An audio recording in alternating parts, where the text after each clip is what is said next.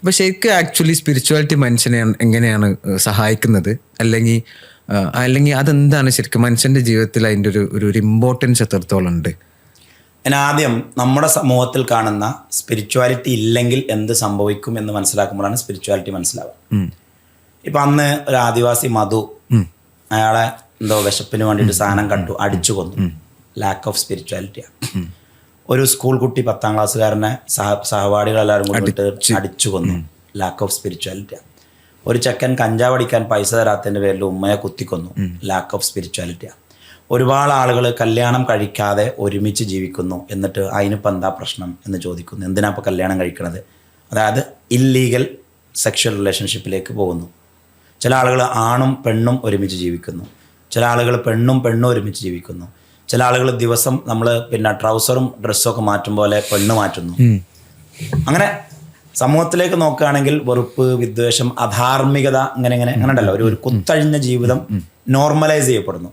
എന്നിട്ട് കുത്തഴിഞ്ഞ ജീവിതത്തെ ചോദ്യം ചെയ്യുമ്പോൾ ആ ചോദ്യം ചെയ്യുന്നവനെ എന്ത് പറയുന്നു? എന്തായാലും ഒരു വാക്കുണ്ടല്ലോടാ, സദാചാര പ്രവർത്തനം.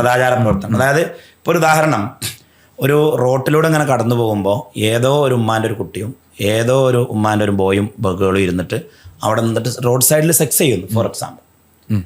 അപ്പം സത്യത്തിലൊരു നല്ല സമൂഹത്തിൽ ആ പൊതുമധ്യത്തിലിരുന്ന് ആ പബ്ലിക് ഡിസ്പ്ലേ ഓഫ് നോയിൻസെറ്റ്സ് ചെയ്യുന്ന ആളാണ് തെറ്റുകാരൻ. ഇജൊന്ന് പോയി ചോദിച്ചു നോക്കി അതിനെക്കുറിച്ച്. സമൂഹത്തിൻ്റെ ധാർമ്മിക മൂല്യങ്ങൾ മാറുമ്പോൾ ആ ചോദിക്കണവൻ എന്താവും? കുറ്റക്കാരനാവും. ഇപ്പം മര്യാദയ്ക്ക് തുണി കുപ്പായിട്ട് നടക്കുകയാണല്ലോ വേണ്ടി. ഒരാൾ തുണിപ്പായം ഇടാതെ അങ്ങടിക്ക് വന്ന്, അപ്പോൾ ഒരാൾ പറഞ്ഞു, ഒരു വയസ്സായ ആൾ പറഞ്ഞു, മുളഞ്ഞൊരു ഡ്രസ്സ് എടുത്തിട്ടെന്ന്. My body my right. നീ ചോദിച്ച ചോദ്യം എന്താണ് സ്പിരിച്വാലിറ്റി, അല്ലെങ്കിൽ എന്താണ് പർപ്പസ് ഓഫ് ലൈഫ്, അല്ലെങ്കിൽ എന്താണ് ധാർമ്മികത എന്നാണ്. ധാർമ്മികത ഇല്ലെങ്കിലാണ് ഇതൊക്കെ സംഭവിക്കുക. പിന്നെ അതിൻ്റെ ഇടയ്ക്ക് ആരെങ്കിലും ശരിയുള്ളവനാണ് പിന്നെ അന്നത്തെ തെറ്റുകാരൻ. കാരണം സമൂഹത്തിലൊന്നും എന്തില്ല, ധാർമ്മികത ഇല്ല. അതായത് കല്യാണം വേണ്ട, എക്സ്ട്രാ മറിറ്റൽ അഫെയർ ആവാം, കള്ള് കുടിച്ചാൽ ഇപ്പം എന്താ പ്രശ്നം, ചോദ്യങ്ങൾ അതായിരുന്നു. അപ്പം എന്തിനാ കല്യാണം കഴിക്കണത്, അങ്ങനെയുള്ള ചോദ്യങ്ങളാണ്. അപ്പം ഞാനിപ്പോൾ എൻ്റെ ചോദ്യത്തിൻ്റെ ഉത്തരം മുഴുവനാക്കിയിട്ടില്ല. പറഞ്ഞു വരുന്നത് സ്പിരിച്വാലിറ്റി ഇല്ലാത്ത സമൂഹത്തിൻ്റെ ഒരു പരിച്ഛേദം എങ്ങനെയായിരിക്കും എന്നാണ്. അപ്പം നമ്മൾ സമൂഹം എങ്ങോട്ടാണ് ഈ പോകുന്നത് എന്ന് നമ്മൾ അന്വേഷിക്കുന്നുണ്ട്. പക്ഷെ നമ്മൾ ആരെയാണ് ബിൽഡ് ചെയ്ത് കൊണ്ടുവരുന്നത്? നമ്മൾ പാരൻ്റ് ചെയ്ത് കൊണ്ടുവന്ന കുട്ടിയാണ് ഇത് ചെയ്യുന്നത്. അവിടെ അത് മിസ്സായിപ്പോയി. ലൈഫ് എന്താണെന്ന് അവനെ പഠിപ്പിച്ചു കൊടുക്കാൻ മറന്നുപോയി. എന്താണ് life? Why we are here, why you are here, why I am here. അത് കുട്ടികൾക്ക് പഠിപ്പിച്ചു കൊടുക്കാൻ നമ്മൾ മറന്നുപോയി. ഇനിയിപ്പോൾ ഇതിനിപ്പം ഒരു പാരൻസിന്റെ പിടുത്തത്തിൽ നിന്ന് പാരൻസിന് മക്കളെ പേടിയാ ഒരു വിട്ടൊരു വിഭാഗം, അല്ലെങ്കിൽ യുവാവ് എന്ന് പറയുന്ന ഒരു ആഫ്റ്റർ 22 അല്ലെങ്കിൽ ഒരു 30 ആ ഒരു ഗ്യാപ്പ് ഉണ്ടല്ലോ. ആക്ച്വൽ യുവാവ് എന്ന് പറയുന്ന ഇത് സ്വന്തമായിട്ട് തീരുമാനങ്ങൾ എടുക്കുന്ന നിലവിലെ യുവാക്കൾ, ഇവര് ഈ പറയുന്ന സ്പിരിച്വാലിറ്റി തേടി പോവാണെങ്കിൽ അതിലും കുറേ കുഴികൾ ഇഷ്ടം പോലെ ഉണ്ട്. പാവങ്ങളാണ്, ഇഷ്ടം പോലെ കുഴികളുണ്ട്. ആ കുഴിയിലൊന്നും പെടാണ്ട് ആക്ച്വൽ സ്പിരിച്വാലിറ്റി എവിടെ കിട്ടും? ഞാനൊരു സ്റ്റോറി, അവർക്ക് എൻ്റെ ഓഫീസിൽ ഒരു പയ്യൻ വന്നിരുന്നു, 25-28 വയസ്സ്. അപ്പം ഞാൻ അവനോട് വെറുതെ ചോദിച്ചടാ നീ കല്യാണം ഒന്നും കഴിച്ചില്ലെന്ന് വെച്ചു. അപ്പോൾ അവൻ പറഞ്ഞു, ഈ ദുനിയാവിൽ ഒരുപാട് ശൈത്താന്മാരുണ്ട്, അയക്കിഞ്ഞൊരു ശൈത്താനും കൂടി കൂട്ടാൻ.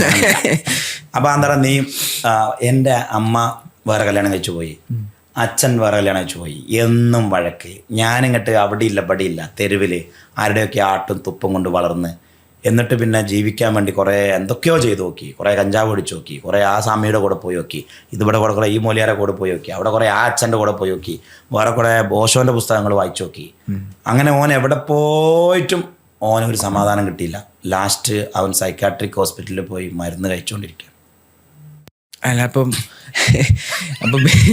വലിയ പ്രശ്നമാണ്. അപ്പം വിവരം കൂടുതലാണോ പ്രശ്നം? സ്പിരിച്വൽ അന്വേഷണം കറക്റ്റ് റൂട്ടിലല്ലെങ്കിൽ, അതായത് ഈ സ്പിരിച്വാലിറ്റി പഠിപ്പിച്ചു കൊടുക്കുന്ന ആള് ആക്ച്വലി സ്പിരിച്വൽ ആവണല്ലോ,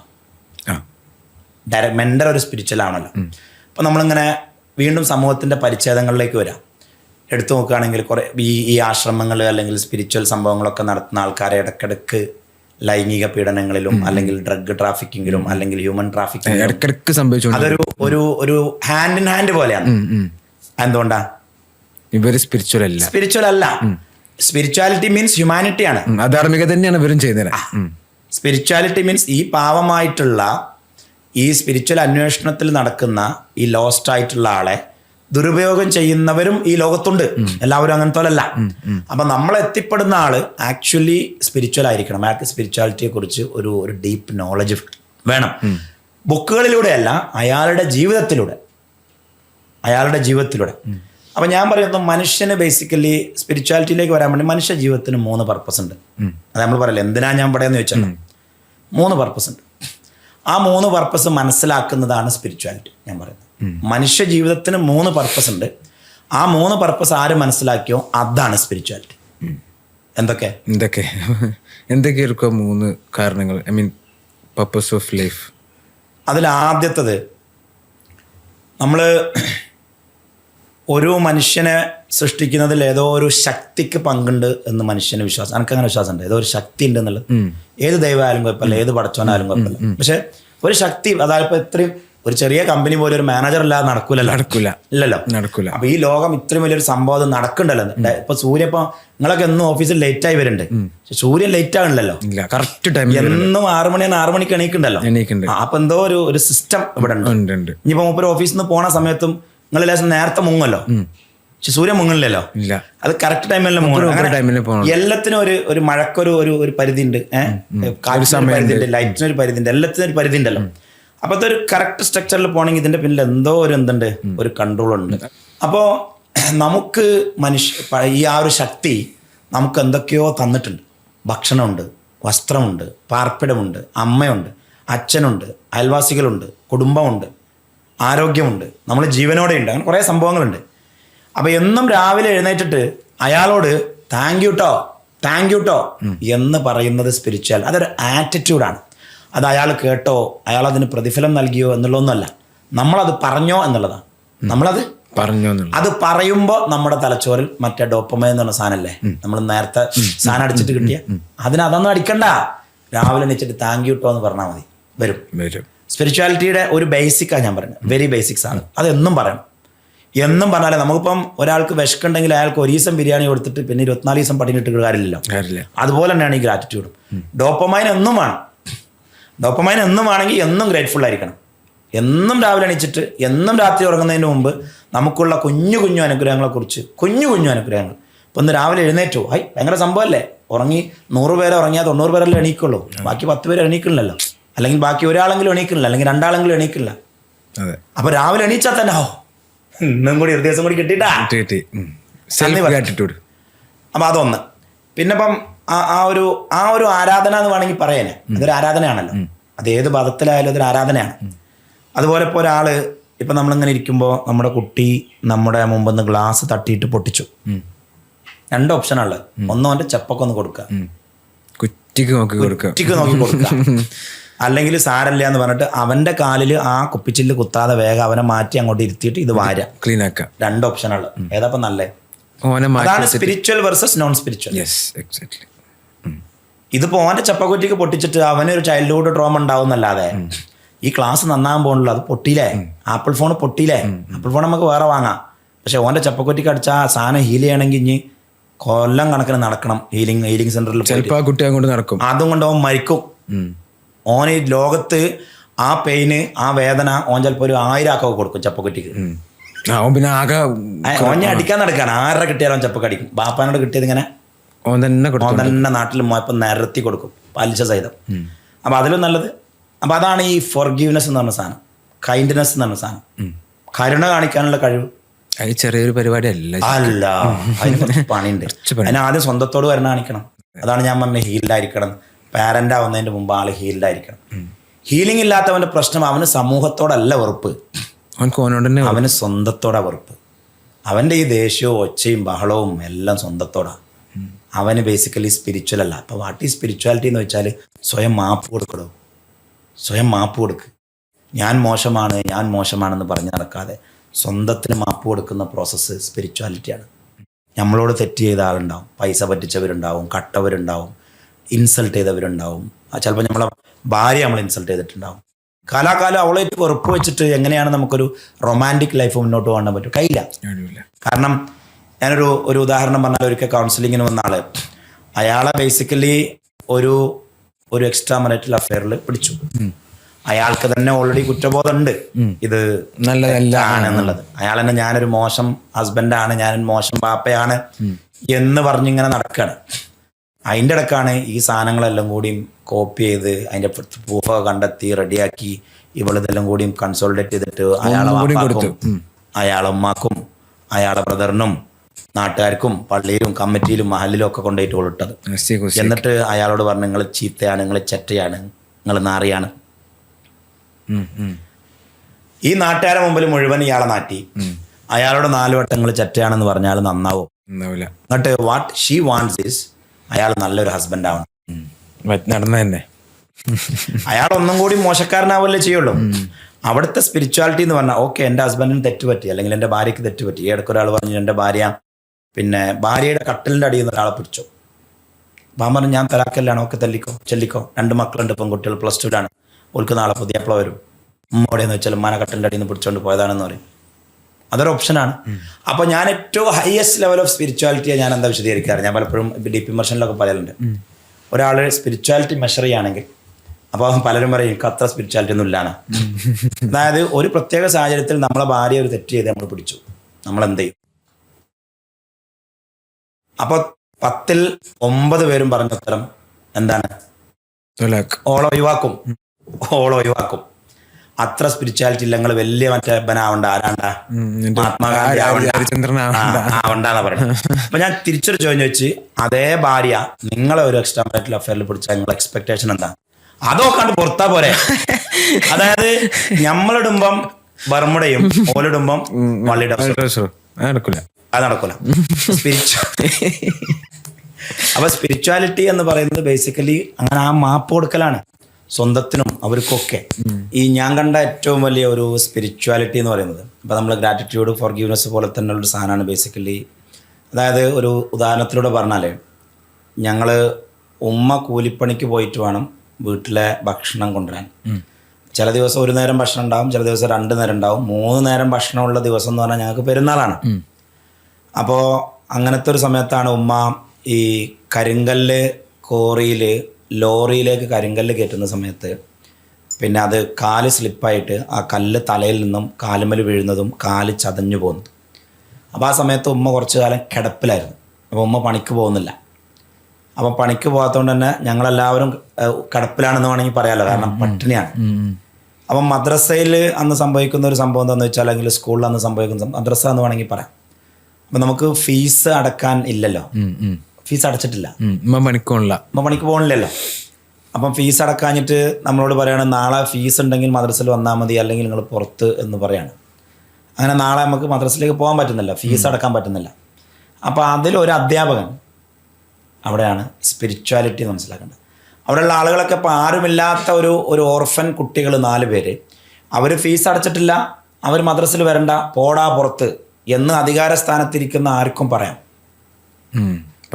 അതിലൊരു അധ്യാപകൻ, അയാൾ ഞങ്ങളെ വീട്ടിലേക്ക് വരണമെങ്കിൽ ഒരു 2 കിലോമീറ്റർ കവുന്നൻ തോട്ടത്തിലൂടെ നടന്നിട്ട്, ഒരു പുഴ ചാടിക്കടന്നിട്ട്, വീണ്ടും 1 കിലോമീറ്ററോളം തെങ്ങും തോട്ടത്തിലൂടെ നടന്നിട്ട് 4 കിലോമീറ്റർ ടോട്ടൽ വെള്ളവും പുഴയും ചാടി മണ്ണിലൂടെ ഉരുണ്ട് വരണം. അങ്ങനെ ആ തൂവെള്ള വസ്ത്രധാരിയായ ആ അധ്യാപകൻ വന്നിട്ട് വീട്ടിൽ വന്ന് ചോദിക്കുകയാണ്, എന്താണ് നിങ്ങളുടെ പ്രശ്നങ്ങൾ, കുറേ ആയല്ലോ മദ്രസയിൽ വരാത്തത്. അപ്പോഴാണ് ഈ ഉമ്മ കാല് മുറിഞ്ഞ് കിടക്കുന്നത് അയാൾ കാണുന്നത്. അയാൾ വീണ്ടും തിരിച്ചു പോയിട്ട് അയാൾ കുറേ അരിയും ഭക്ഷണങ്ങളും സാധനങ്ങളും ഒക്കെ ആയിട്ട് അയാൾ തിരിച്ചു വരികയാണ്. അപ്പം അയാളുടെ ഉള്ളിൽ സ്പിരിച്വാലിറ്റി ഉണ്ട് ഷബീറെ. അതിനാണ് കരുണ എന്ന് പറയാം. അതായത് ഈ ഒരു അവസരത്തിൽ ഞാനാണ് ഈ കിടക്കുന്നതെങ്കിൽ എങ്ങനെയായിരിക്കും ഞാൻ ട്രീറ്റ് ചെയ്യപ്പെടാൻ ആഗ്രഹിക്കുക. അതുപോലെ തന്നെ എൻ്റെ മുന്നിലിരിക്കുന്ന ഈ 4 കുട്ടികൾ മദ്രസയിൽ ഫീസ് അടക്കാതിരിക്കാൻ എന്തായിരിക്കും കാരണം എന്ന് ചിന്തിക്കുക. എന്നിട്ട് കൈനിറയെ അരിയും പഞ്ചസാരയും ചായപ്പൊടിയും ഫ്രൂട്ട്സുമായിട്ട് വന്ന ആ അധ്യാപകനെ ഞാൻ ഒരിക്കലും ജീവിതത്തിൽ മറക്കൂല. അയാൾ ഏത് മതസ്ഥനായാലും കുഴപ്പമില്ല, ഹീ ഈസ് എ ഹ്യൂമൻ. അയാളൊരു മനുഷ്യനാണ്, അയാളൊരു സ്പിരിച്വലാണ്. അന്ന് മധുവിനെ ആൾക്കാരൊക്കെ എറിഞ്ഞു കൊന്നില്ലേ, അല്ലെങ്കിൽ അടിച്ചു കൊന്നില്ലേ, അന്ന് അതിലൊരുത്തനും വിവരമില്ലാതെ പോയി. അവൻ എന്തുകൊണ്ടാണ് ആ ബന്നെടുത്തത്, അവന് വിശക്കുന്നുണ്ടോ എന്നാൽ അവനൊരു ഇറച്ചിയും പൊറാട്ടയും കൊടുക്കടാ പറയാനൊരു ബുദ്ധിയുള്ള സ്പിരിച്വൽ ആയിട്ടുള്ള ഒറ്റൊന്നും ആ കൂട്ടത്തിൽ ഉണ്ടായില്ല. സ്പിരിച്വാലിറ്റി എന്നത് മതമല്ല ഷബീറെ. സ്പിരിച്വാലിറ്റി എന്ന് പറയുന്നത് മനുഷ്യത്വം. അത് നന്ദി പറയാനും മറക്കാനും പൊറുക്കാനും കരുണ കാണിക്കാനും. കരുണ എന്ന് പറഞ്ഞാൽ എമ്പതിയാ. ആ മനുഷ്യൻ ഇപ്പോൾ നമ്മളെ ഉമ്മ നമ്മളോട് ചൂടാകാണ്. അപ്പോൾ കരുണ എന്ന് പറയുന്നത് എൻ്റെ ഉമ്മ എന്തോ സങ്കടത്തിലൂടെ കടന്നു പോകുന്നുണ്ട്. വാപ്പ നമ്മളെ അടിക്കാണ്, വാപ്പ എന്തോ അൺഹീൽഡാണ്, വാപ്പക്ക് എന്തോ ഒരു സങ്കടമുണ്ട്, വാപ്പക്ക് എന്തോ ഒരു വിശപ്പുണ്ട്, വാപ്പ നീഡ് ഹെൽപ്പ്. ഒരാൾ പൊട്ടിത്തെറിച്ച് ചൂടാവാണ്. അപ്പോൾ എമ്പതി കരുണ എന്ന് പറയുന്നത് അയാൾ ഇന്നെന്തോ പോവാം മാനസിക ബുദ്ധിമുട്ടിലൂടെ കടന്നു പോവാം. അല്ലാതെ ചൂടാകുന്ന ആളെ മൂതക്ക് തള്ളാൻ ആർക്കും അറിയും, ആർക്കും പറ്റും. അയാളെ ചേർത്ത് പിടിച്ചിട്ട് ഹഗ് ചെയ്തിട്ട് സാരല്ല കേട്ടോ എല്ലാം ശരിയാവുമെന്ന് പറഞ്ഞു നോക്കിയാൽ. അത് ഞാൻ നേരത്തെ പറഞ്ഞ പോലെ ചില്ലറ പണിയല്ല. അപ്പം പറഞ്ഞു വരുന്നത് മനുഷ്യന്റെ ജന്മത്തിന്റെ പർപ്പസ് എന്ന് സ്പിരിച്വാലിറ്റി ഞാൻ ക്ലോസ് ചെയ്യാട്ടോ. കുറെ ഒരു വിഷയം സ്പിരിച്വാലിറ്റിയെ കുറിച്ച് മാത്രം നമുക്ക് വേണമെങ്കിൽ പിന്നെ 1000 10,000 പേജുള്ള പുസ്തകം എഴുതാം. കാരണം മനുഷ്യത്താണല്ലോ. സ്പിരിച്വാലിറ്റിയിൽ 3 ടേമാണ്. ഒന്ന് സ്പിരിച്വാലിറ്റി എന്നുള്ള ടേം, ഒന്ന് ഹ്യൂമാനിറ്റി എന്നുള്ള ടേം, ഒന്ന് റൊമാൻസ് എന്നുള്ള ടേം. Romance spiritual. അപ്പോൾ ഞാൻ റൊമാൻസ് സ്പിരിച്വൽ എനിക്കൊരു ക്വസ്റ്റ്യൻ ഓർമ്മ വന്നു. ഇപ്പം ഭയങ്കര ഭയങ്കര പ്രണയത്തിൽ മുങ്ങി നിൽക്കുന്ന ഒരു മനുഷ്യന് ഇപ്പം നിങ്ങൾ പറഞ്ഞപ്പോൾ എനിക്ക് കണക്ട് ചെയ്യാൻ പറ്റുന്നത് അയാൾക്ക് ഭയങ്കര കരുണയായിരിക്കുമല്ലോ ആ സമയത്ത്. അത് റൊമാൻസ്. അതായത് ഞാനത് ഇപ്പോൾ ഒരു റൊമാൻസ് എന്ന് പറയുമ്പോൾ വെറും ഭാര്യ എന്നുള്ളതല്ല. മക്കളാവട്ടെ, ഭാര്യയാവട്ടെ, ഉമ്മയാവട്ടെ, പ്രകൃതിയാവട്ടെ, പൂച്ചയാവട്ടെ, പട്ടിയാവട്ടെ, ലവ് ബേർഡ്സ് ആവട്ടെ, നമ്മൾ ഇഷ്ടപ്പെടുന്ന ആരും നമ്മൾ അൺകണ്ടീഷണലി അവർക്ക് ഇങ്ങോട്ടൊന്നും ചെയ്തു തരാൻ പറ്റാത്ത ഒരാളെ നമ്മൾ അങ്ങോട്ട് ഇഷ്ടപ്പെടാം. അതാണല്ലോ റൊമാൻസ് എന്ന് പറയുന്നത്. അയാളുടെ കൂടെ ടൈം സ്പെൻഡ് ചെയ്യുന്നത് നമ്മൾ ആസ്വദിക്കാം. അപ്പം നമ്മൾ വളർത്തുന്ന പൂച്ചയ്ക്ക് നമുക്ക് എന്തും ചെയ്തു തരാൻ പറ്റുമോ? പറ്റില്ല. പക്ഷെ നമ്മളതിനെ പ്രണയിക്കുന്നുണ്ടല്ലോ. നമ്മൾ വളർത്തുന്ന ഇപ്പോൾ പക്ഷിക്ക് നമുക്കൊന്നും ചെയ്തു തരാൻ പറ്റില്ല. പക്ഷെ നമ്മൾ പ്രണയിക്കുന്നുണ്ടല്ലോ, പട്ടിയെ പ്രണയിക്കുന്നുണ്ടല്ലോ. അതല്ലെങ്കിൽ നമ്മളൊക്കെ ഇങ്ങോട്ടൊരു ഉപകാരം ചെയ്തു തരാൻ പറ്റാത്ത പല ആളുകളെയും നമ്മൾ അൺകണ്ടീഷണലി സ്നേഹിക്കുന്നുണ്ട്. അപ്പം റൊമാൻസ് എന്താണെന്ന് വെച്ചാൽ ഒരു ഉദാഹരണം പറയാം എങ്ങനെയാണ് സ്പിരിച്വൽ ആകുക. നമ്മൾ അതീവമായിട്ട് ഇഷ്ടപ്പെടുന്ന ആള് നമ്മുടെ കാലിലൊന്ന് ചവിട്ടി നമ്മളെന്ത് ചെയ്യും? നമ്മൾ ചീത്ത പറയൂല എന്തായാലും. ഇല്ലല്ലോ, സാരല്ല എന്ന് പറയില്ല. ആ പ്രശ്നം എന്താണെന്നുള്ള പറയാൻ കാരണം അത് റൊമാൻസാ. നമുക്ക് അവരുടെ കൈ പിടിച്ച് നമ്മളെടുത്തുന്ന ഒരു തെറ്റ് പറ്റി, നമ്മൾ ഇഷ്ടപ്പെടാത്ത ഒരാളോടാണ് നമ്മൾ തെറ്റ് ചെയ്തെങ്കിൽ മാപ്പ് വയ്ക്കൂല, നമ്മൾ സോറി ഒന്നും പറയില്ല. പക്ഷെ നമ്മൾ ഇഷ്ടപ്പെടുന്ന നമ്മൾ പ്രണയിക്കുന്ന ഒരാളോട് നമ്മൾ തെറ്റ് ചെയ്താൽ നമ്മൾ അങ്ങോട്ട് പോയി കാല് പിടിച്ച് സോറി ഡാ, ഓ സോറി പ്ലീസ് ഡാ സോറി എന്ന് നമ്മൾ പറയുമല്ലോ. ആ സോറി പറയിപ്പിക്കുന്നത് ആ സ്പിരിച്വാലിറ്റിയാണ്. വിട്ടുവീഴ്ച ചെയ്യുന്നത് സ്പിരിച്വാലിറ്റിയാണ്. അവളെടുത്തുനിന്നൊരു തെറ്റ് പറ്റിപ്പോയാൽ നമ്മൾ മാപ്പ് കൊടുക്കുന്നത് സ്പിരിച്വാലിറ്റിയാണ്.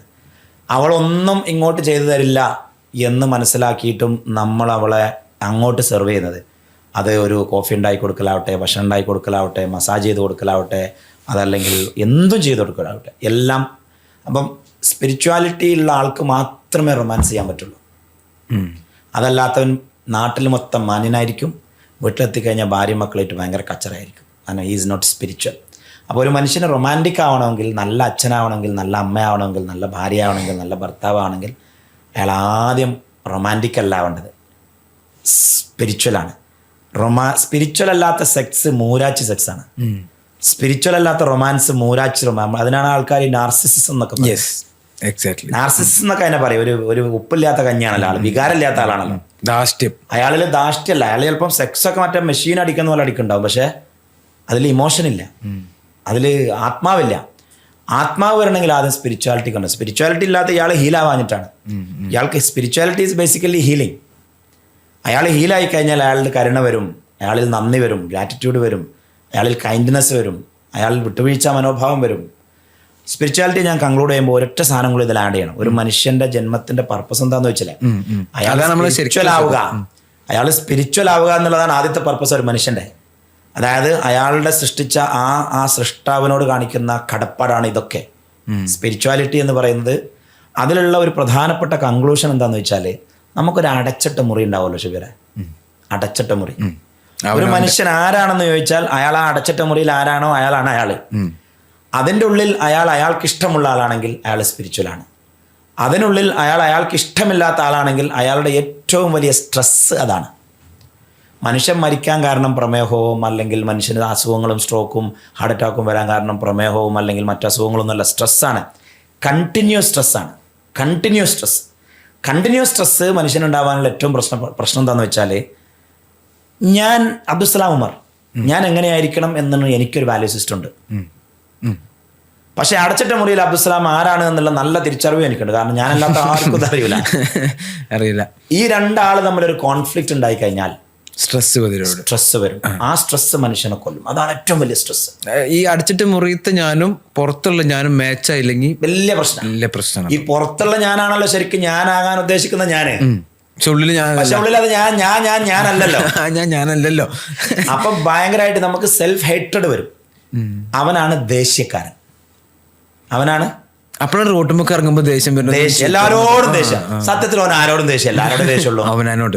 അപ്പൊ അടച്ചിട്ട മുറിയിലുള്ള എന്നെ എനിക്ക് ഇഷ്ടമാണോ എന്നുള്ളതാണ് സ്പിരിച്വാലിറ്റിയുടെ സിംഗിൾ ഡെഫിനിഷൻ. അടച്ചിട്ട മുറിയിലെ എന്നെ എനിക്ക് ഇഷ്ടമാണെങ്കിൽ I am a spiritual guy, I am a romantic guy, I am a human being. അതാണ് ഈ സെൽഫ് ലവിനൊക്കെ എത്ര ഇമ്പോർട്ടൻസ് മനുഷ്യന്മാർ. സെൽഫ് ലവ് എനിക്ക് എന്നെ ഇഷ്ടമല്ല, പിന്നെ അങ്ങനെ എന്നെ പ്രേമിക്കാം. ഞാൻ എന്നെ തന്നെ പ്രേമിക്കില്ല, പിന്നെ അങ്ങനെ നാട്ടുകാരെ പ്രേമിക്കാം. അപ്പൊ പിന്നെ കുടുംബത്തിൽ അത് ഞങ്ങൾ നാർസിസ്റ്റ് എന്ന് വിളിക്കും. പ്രണയിക്കാൻ അറിയാത്ത മൂരാച്ചിയായ സ്വന്തത്തെക്കുറിച്ച് മാത്രം ചിന്തിക്കുന്ന ഭയങ്കര മാനിപ്പുലേറ്റീവ് ആയിട്ടുള്ള ഒരാൾ. പ്രശ്നം എന്ന് വെച്ചാൽ അയാൾക്ക് ഇഷ്ടമില്ല, അയാൾ ഹീൽഡല്ല. അയാളെ ഇഷ്ടമില്ലാത്തതുകൊണ്ട് ആരും ഇഷ്ടമില്ല, ആരും ഇഷ്ടപ്പെടാൻ പറ്റണില്ല. അപ്പൊ പ്രണയവും അതാ ഞാൻ പറഞ്ഞത്, നമ്മൾ കല്യാണം കഴിക്കുന്നതിന് മുമ്പ് മനുഷ്യൻ ചെയ്യേണ്ടത് ഹീലിംഗ് ആണ്. അതാണ് മനുഷ്യ ജീവിതത്തിന്റെ ഒരു purpose, to be spiritual and to serve the God. അത് ഉറുദു ലാംഗ്വേജിൽ നമ്മൾ ഖിദ്മത്തുൽ ഖാലിഖ് എന്ന് പറയും. നമ്മളെ സൃഷ്ടിച്ച ആ ശക്തിയോടുള്ള നമ്മുടെ സർവീസ്. അതിൽപ്പെട്ടതാണ് ഞാൻ ഈ പറഞ്ഞ സാധനങ്ങളൊക്കെ. നന്ദിയുണ്ട് കേട്ടോ, സാരല്ലോ, സോറിട്ടോ, സാരല്ല, അത് വിട്ടാളിട്ടോ, പോട്ടടാ, അത് ഞാൻ മറന്നടാ എന്ന് പറയുന്ന പ്രോസസ്സ്. മധു എന്തുകൊണ്ടായിരിക്കും ബന്ന് കട്ടത് എന്ന് ചിന്തിക്കാനുള്ള കഴിവ്. എന്തുകൊണ്ടായിരിക്കും ഈ എത്തിയും കുട്ടികൾ സ്കൂളിൽ വരാത്തത്, ഫീസ് അടക്കാത്തത് എന്ന് ചിന്തിക്കാനുള്ള കഴിവ് സ്പിരിച്വാലിറ്റിയാണ്. ഓക്കെ, സ്പിരിച്വാലിറ്റിനെ പറ്റി നമ്മൾ സംസാരിച്ചു. ഇനി നേരത്തെ പറഞ്ഞ പോലെ പർപ്പസ് ഓഫ് ലൈഫിൽ നമ്മൾ ഒരു ഒന്നാമത്തെ പോയിന്റ് അപ്പൊ പറഞ്ഞു, അതാണ് ആദ്യത്തെ മനുഷ്യന്റെ ജന്മലക്ഷ്യം. ഓക്കെ, അപ്പൊ ഇനി ഇതിനോടാണ് ബാക്കിയൊക്കെ തുടങ്ങുന്നത്. ഇതിനോട് ബന്ധപ്പെടുത്തിയിട്ടായിരിക്കും എന്തായാലും രണ്ടാമത്തെ പോയിന്റ്. ഇപ്പൊ പറഞ്ഞ പോലെ ഒരു സമൂഹത്തിനെ വാർത്തെടുക്കലാണ് ശരിക്കും ഒരു പാരന്റിങ് എന്ന് നേരത്തെ പറഞ്ഞ പോലെ. അപ്പൊ പാരന്റ് ആവുന്നതിന് മുന്നേ നമ്മൾ ഹീൽ ചെയ്ത് തുടങ്ങണം. അപ്പോൾ ഒന്നാമത്തെ പോയിന്റ് അവിടെ കഴിഞ്ഞു. രണ്ടാമത്തത് എന്തായിരിക്കും?